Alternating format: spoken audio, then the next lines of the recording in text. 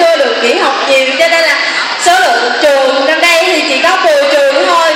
Thì các anh chị đã chuẩn bị một cái phần quà rất là ý nghĩa cho các bạn là máy bay này bọn mình đã phát trước một tuần cho các em học sinh cấp 10 và 11 ở trong trường, để ghi lời chúc gửi tặng các anh chị. Và một lát nữa các bạn tư vấn viên và học sinh lớp 11, hình như lớp 11 hóa sẽ phóng máy bay này. Trên máy bay thì có số, thì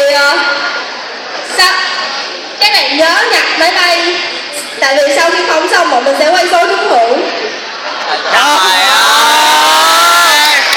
Trời ơi, sáng sớm chúng là hấp nhé. Mình sẽ có một cái ba lô, 4 phần quà, 2 quyển tập, Không có dám nói đâu, số nào rồi đó giờ cũng không gì. và một cái máy bay quan trọng là có chữ ký của anh Lê Liên Thanh thì sẽ được phần quà riêng của anh nữa. Đó, cái này được chưa? Không có cơ hội chính là cho tôi cá thì luôn á.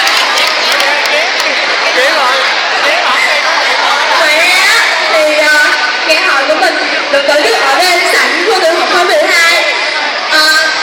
Sẽ có những 2 trò chơi vận động cho các bạn, và các bạn sẽ chơi trò chơi để tích lũy điểm và đổi quà hôm nay từ cái tổ chức.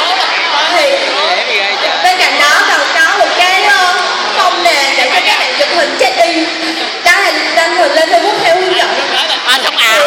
Thì cái phần check in đó cũng có quay số trúng thưởng, bọn mình sẽ quay online và đăng kết quả lên fanpage, các bạn nhớ lên fanpage theo dõi. Còn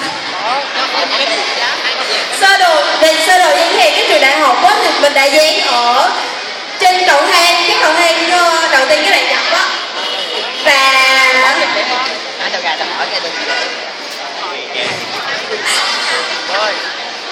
các bạn lưu ý là mình phải chơi trò